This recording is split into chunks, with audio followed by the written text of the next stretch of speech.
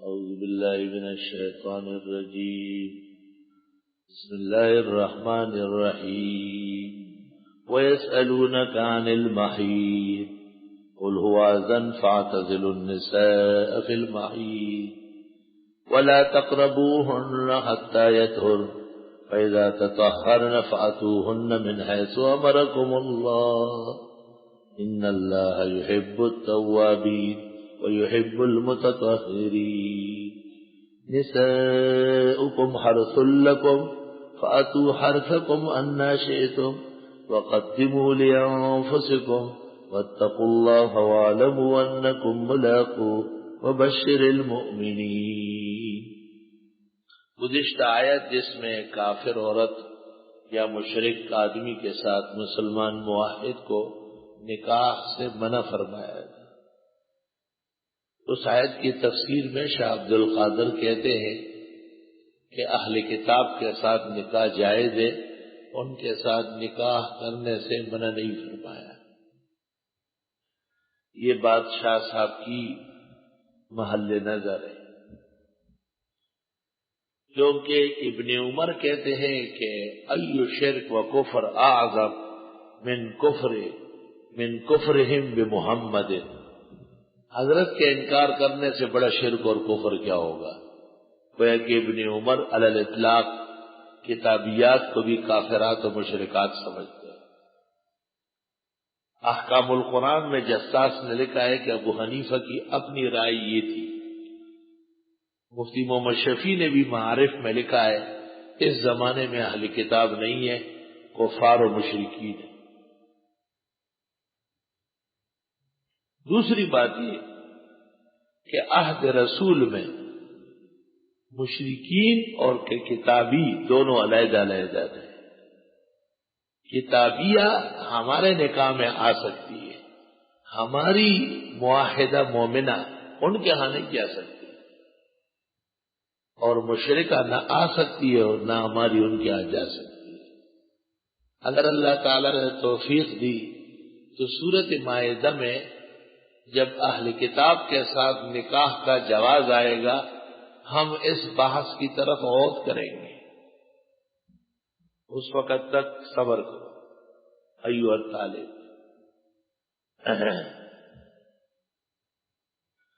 جس طرح مشرک مرد یا مشرک عورت اعتقادی نجاست میں مبتلا ہے اور اس سے نکاح کو منع فرمایا مسلم کو، اس طرح خود مسلم خاتون مومن عورت اگر نجاست میں مبتلا ہو، گندگی میں ہو، تو اس سے بھی بچیں گے. جیسے حائضہ، نفسا. حائضہ اور نفسا یہ ظاہری نجاست میں مبتلا ہے، تمام امور کے باوجود ما تحت الاسفل ان سے استمتاع ممنوع ہے.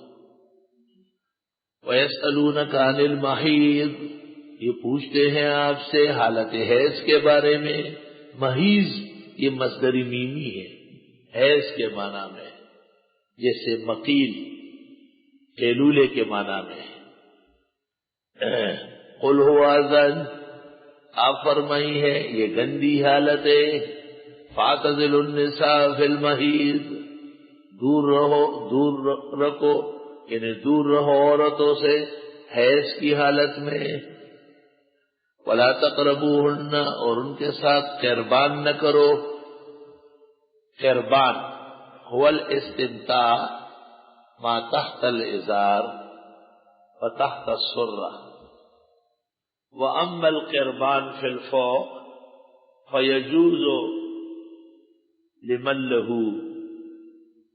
إِرْبٌ عرب كما كان لرسول الله صلى الله عليه وسلم كما قالت عائشة أيكم يملك عربه بفتح الهمز وأما بكسر الهمز فخطأ كما نبه عليه البستي في خطأ المحدثين.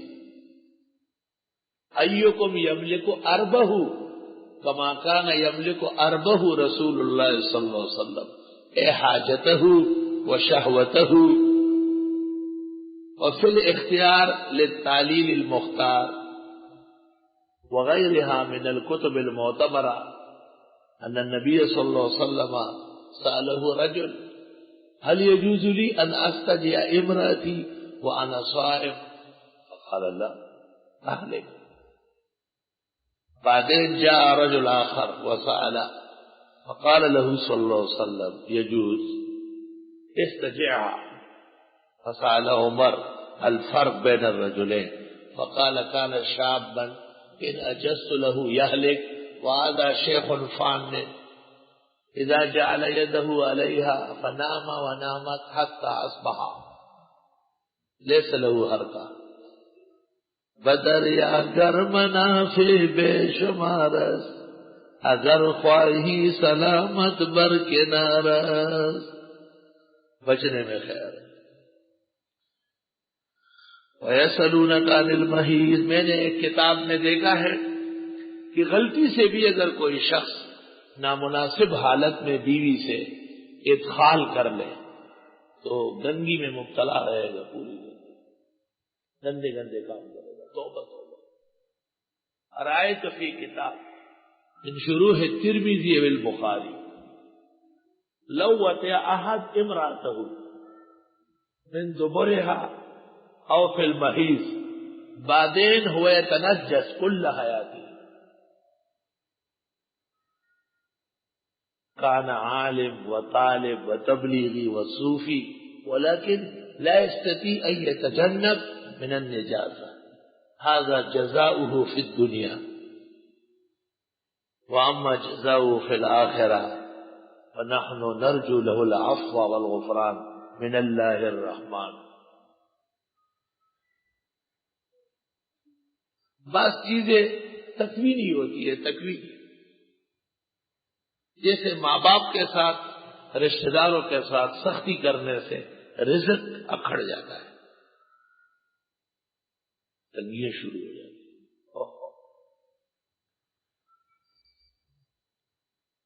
مدرسے کو بہترین طریقے سے چلانا یہ ہے کہ طلباء کے ساتھ رحم و کرم کیا جائے, جائز ضروریات میں توسع کی جائے, ان کے مطالبے پر نہیں, اپنے انصاف اور رحم و کرم سے, جس کا جواب اللہ کے حضور ہوگا.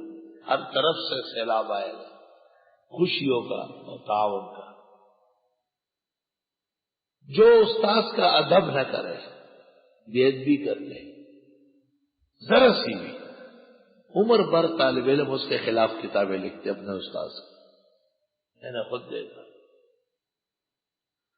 سفیان ثوری فرماتے تھے میں جب رات کو تہجد کے لیے نہ اٹھوں, صبح غلاموں میں اور گھوڑوں میں سرکشی کے آثار دیکھ لیتا ہوں.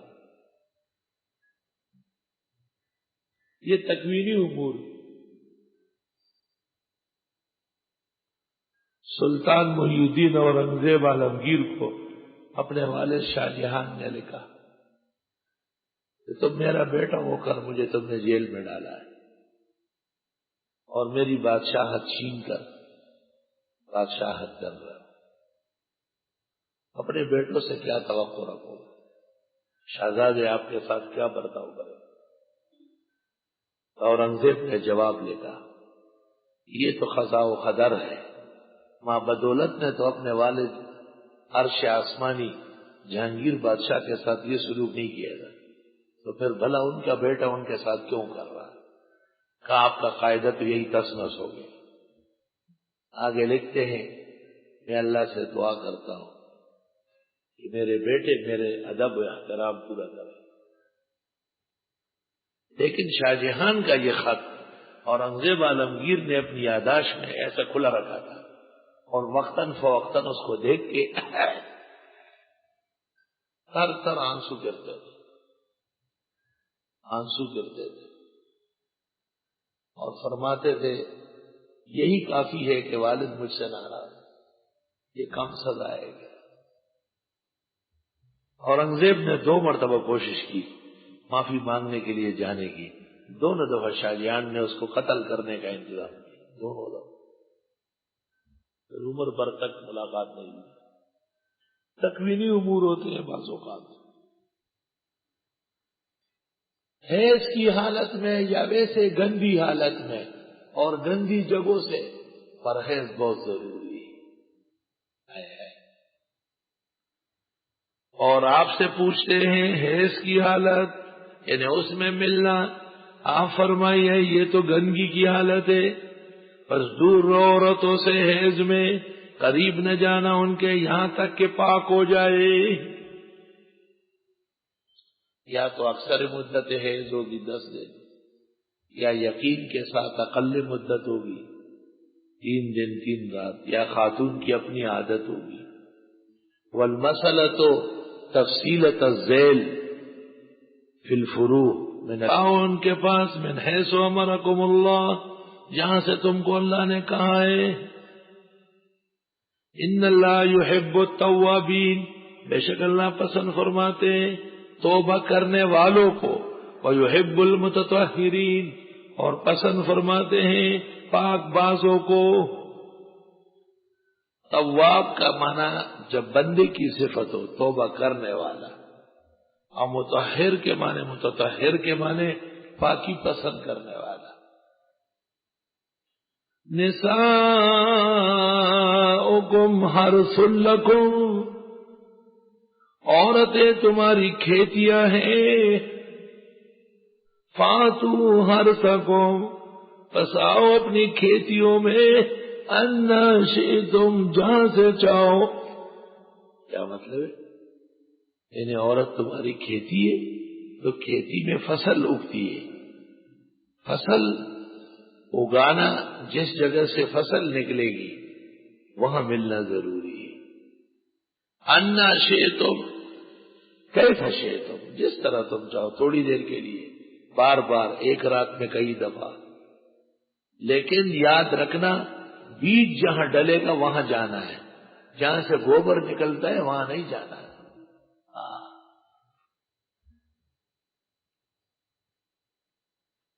علماء تفسیر کی کتابوں میں لکھتے ہیں کہ جس کا میلان اس جگہ کے پاس ہو، آسمان کے نیچے زمین کے اوپر، اس سے زیادہ گندا نہیں ہوتا۔ کون چاہے گا کہ پیشاب پخانے میں ہاتھ لگائے؟ اور یہ روافض خذلہم اللہ ولعنہم اللہ وقطع اللہ دوابرہم من العالم، وہ کہتے ہیں کہ واہ، یہ بھی کوئی شادی ہے جو اس کے بغیر ہو۔ ہر بات الٹی، ہر تعلیم اسلام کے مقابلے میں۔ امام مالک پر تہمت ہے کہ انہوں نے جواز الوطی فی الدبر من النساء کہا ہے۔ موطا امام مالک میں جب مالک سے پوچھا گیا تو انہوں نے کہا اویفعلہ مسلم، مسلمان بھی ایسا کر سکتا ہے؟ وہ تعجب کرتے ہیں اس میں۔ بیوی تمہاری کھیتیاں ہے، بس آؤ اپنی کھیتیوں میں، انا شئتم، جیسے چاہو، وقدموا لانفسکم، آگے بھیجو اپنے لیے توشہ، ثواب کا کام کرو، اولاد پیدا کرو۔ یہ مت کہو کہ بچے 2 ہی اچھے، وہ عقل کے کچے، بچے تو 10-12 ہو۔ مولانا سرفراز خان صاحب کے 10 بیٹے تھے، ایک مر گیا، 9 ہے۔ ایک اور عالم ہے، ان کے 14 بیٹے ہیں۔ شیخ سالم بلوچ کے 45 ہے۔ بیٹے نہ ہو تو بیٹیاں ہو، خدا کی طرف سے ایک بھی بہت بڑی غنیمت ہے، وہ ایک بھی نہ دے کوئی کیا کر سکتا ہے، لیکن خود راستہ روکنا اور کم پر رضامند ہونا یہ مغربی سازش ہے۔ وَأَكْثَرَكُمْ نَفِيرًا سورہ اسراء میں ہے، وَأَكْثَرَكُمْ نَفِيرًا، اللہ نے احسان کر کے تمہاری نفری بڑھائی ہے۔ اللہ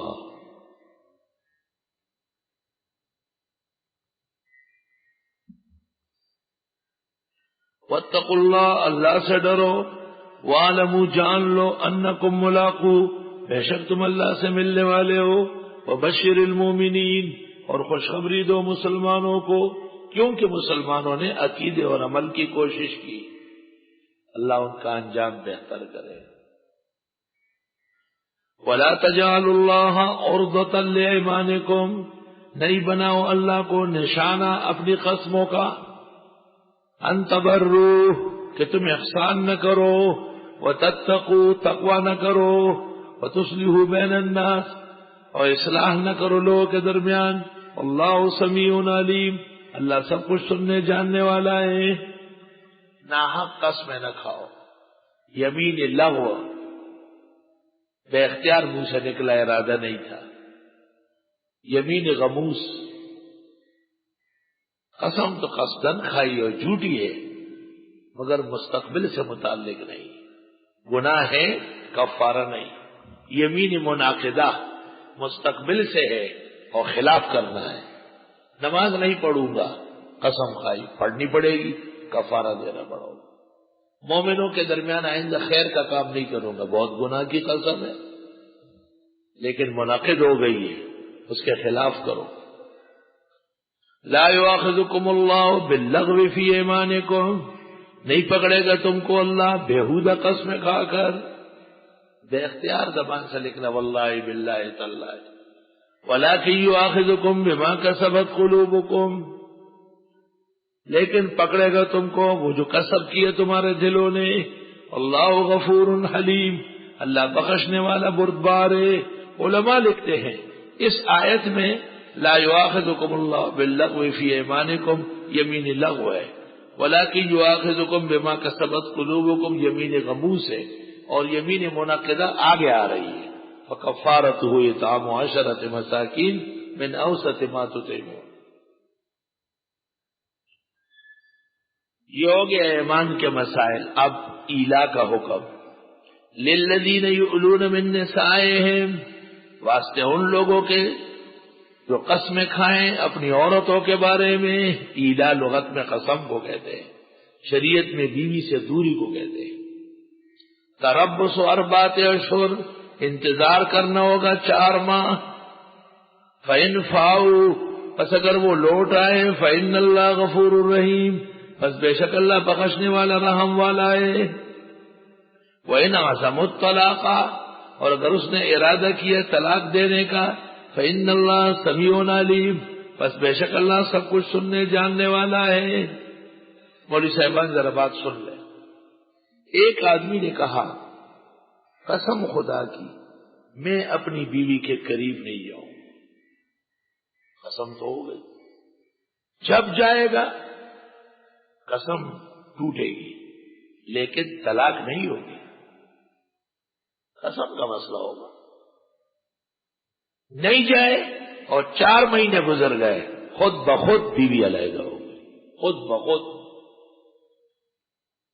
اور اگر فإن فاؤوا، اگر یہ باز آئے 4 مہینے کے اندر اندر اس نے بیوی کے ساتھ قربان اختیار کر لیا تو ایلا ختم ہو گیا، قسم کا کفارہ بدستور واقع ہو۔ اور اگر اس نے طلاق کا ارادہ کیا تو 2 صورتیں بنے گی، رہنے دے 4 مہینے گزر جائے بائنہ ہو جائے گی، اتنا انتظار نہیں کر سکتے، آج ہی طلاق دینی، دے دے طلاق، طلاق کی سزا آپ بھگتے گیا۔ کہتے ہیں طلاق واقع عورت کو ہوتی ہے، بے عزتی خاوند کی ہوتی ہے، اس لیے پشتوں میں اس آدمی کو جو بیوی کو چھوڑے طلاقی کہتے ہیں، وہ غٹا طلاقی، وہ طلاق تو سڑے ہوئے تھا بخذ پر خواہ۔ اللہ وقتوں کے خرج تسنوئی نو طلاق خرج ڈنوم نشتا، غریب آجا دراری سے گڑی دا ډېر سرکوزه دی چې د بل ولید سره سپینه غړای پرې والمطلقات يتربصن بانفسهن، طلاق شدہ عورتیں انتظار کرے اپنے بارے میں 3 قروء، 3 حیض تک۔ قروء قرا، نور الانوار حسامی توزی بزدوی سب اصول کی کتاب میں آپ نے پڑھا ہے۔ قرا دائر بین الطہر والحیض، یہاں پر حنفیہ نے حیض مراد لیا اور یہ صحابہ کی تفسیر ہے۔ حیض مراد لے لو تاکہ طہر میں طلاق واقع ہو جائے، اگر طہر مراد لے لیا تو طلاق حیض میں دینی پڑے گی، یہ گنتی تو پوری کر لی۔ طلاق شدہ عورتیں انتظار کرے گی اپنے بارے میں 3 حیض تک، کیا مطلب 3 ماہواریاں گزر جائے، طلاق ہو چکی تھی 1 یا 2، اب یہ بائنہ ہو گئی اور خاوند کا حق کی رجوع ختم ہو گیا، اب اگر رکھنا چاہے تو نکاح جدید مہر اور شاہدین کے ساتھ منعقد ہوگا۔ وَلَا يَحِلُّ لَهُنَّ، لیکن یاد رکھنا حیض کی حالت میں طلاق دینا جائز ہے، واقع ہو جائے گی، ناپسندیدہ ہے۔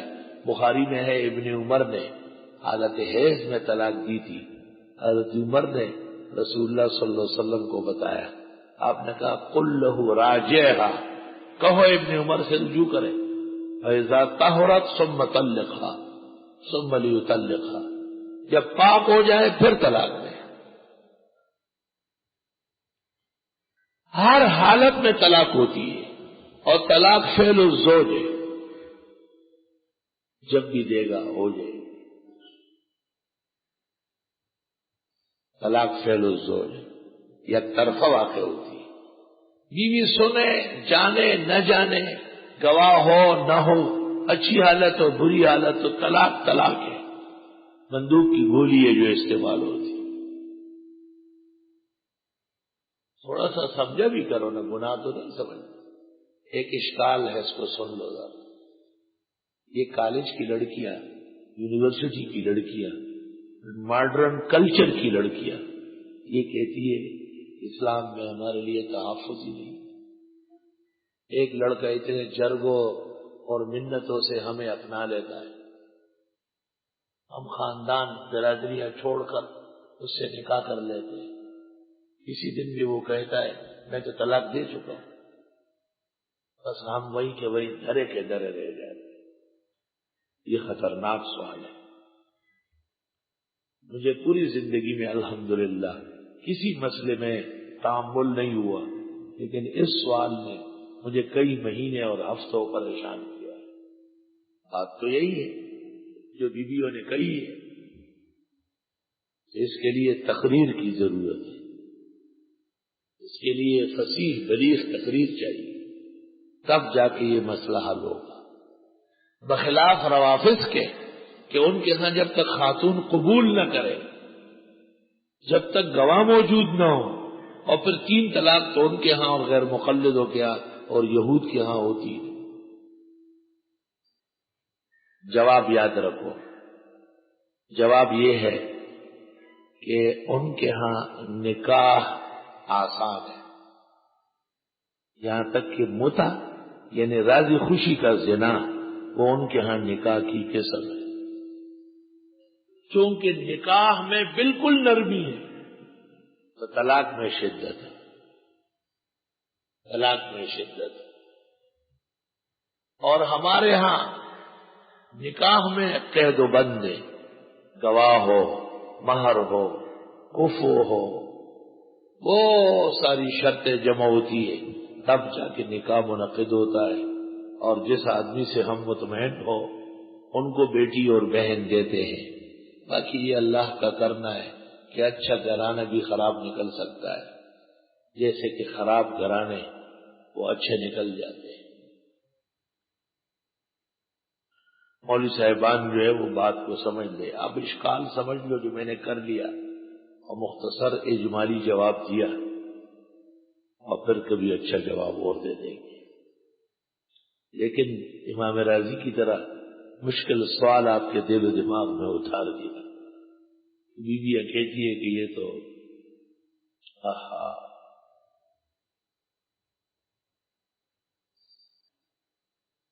بیویاں واقعی مظلوم ہیں، کوئی شک نہیں۔ ایک خاتون اچھی بلی اپنے گھر بیٹھی ہے، اچانک خاوند اس کو کہے طلاق طلاق طلاق، طلاق تو ہو جائے گی، لیکن یہ خاوند آج کے بعد انسان نہیں ہوگا، یاد رکھ، اللہ اس کو جانور و درندہ بنائے گا۔ اس کی کیا عزت ہے؟ جو دوسرا گھرانہ اس کو دے گا اس کا پتہ کرو وہ کون ہے، وہ اس سے بھی زیادہ گندے ہیں۔ ان کو پتہ نہیں کہ ایک کو پار لگا چکا ہے، ہماری بیٹی بھی بے عزت ہو جائے گی۔ وَلَا يَحِلُّ لَهُنَّ، اور جائز نہیں ہے ان عورتوں کے لیے ان یکتمن کہ یہ چھپا لے ما خلق اللہ فی ارحامہن، جو کچھ پیدا کیا اللہ نے ان کے رحموں میں، بچہ دانیوں میں۔ طلاق جب ہو جاتی ہے تو عورتیں کہتی ہے کچھ نہیں میرے پاس کرے، چل میرے پیٹ پہ کچھ نہیں، حالانکہ ہوتا ہے 2-3 مہینے کا بچہ ہوتا ہے۔ اب اگر وہ بچے کا اقرار کر لے تو عدت طویل ہو جائے گی، وضع حمل آئی سمجھ، اور اگر وہ اس کا اقرار نہ کرے تو اس کی طرف سے عاجی فارغ ہے۔ دوسری بات یہ کہ عورتیں پھر ایسے بچوں کو گرا دیتی ہے کہ ہم اس شیطان آدمی کی اولاد کو کیوں رکھیں، لیکن اولاد تو آپ کی ہے کہ آپ کے پیٹ میں اللہ نے جمایا ہے، آپ اتنا ظلم کر رہی ہے۔ قرآن کیا کہتا ہے، ان کن یؤمن باللہ والیوم الآخر، اگر اور عورتوں کا ایمان ہو اللہ و آخرت کے دن پر تو ایسا نہ کرے، حمل کو نہ ضائع کرے، چھپائے نہیں۔ بڑی بڑی سازشیں چلتی ہیں، وَبُعُولَتُهُنَّ أَحَقُّ بِرَدِّهِنَّ، اور خاوند ان کے حقدار ہے لٹانے میں، فی ذالک، اس سلسلے میں۔ اگر 1 اور 2 طلاق ہوئی ہے، اب بائن ہے اور واقع ہے تو خاوند کو حق ہے نا دوبارہ نکاح کرنے کا، اور اگر عدت گزری نہیں اس سے پہلے رجوع کرنے کا، ان ارادوا اصلاحا، اگر ان کا ارادہ و اصلاح کرنے کا۔ وَلَهُنَّ مِثْلُ الَّذِي، اور ان عورتوں کے لیے مانند اس حق کے ہیں، علیہن، جو ان پر ہے، بالمعروف، دستور کے مطابق۔ خواتین کے حقوق پہلے بتائے کیونکہ ان کے ساتھ طلاق ہو رہی ہے۔ وَلِلرِّجَالِ عَلَيْهِنَّ دَرَجَةٌ، اور مردوں کے تو عورتوں پہ درجے ہیں۔ اللہ عزیز حکیم، اور اللہ غالب اور حکمت والا ہے۔ غالب میں اشارہ ہے کہ جتنا اور زورور مرد نہیں ہے جتنا اللہ ہے، وہ بھی خیال رکھے ایک حاکم موجود ہے۔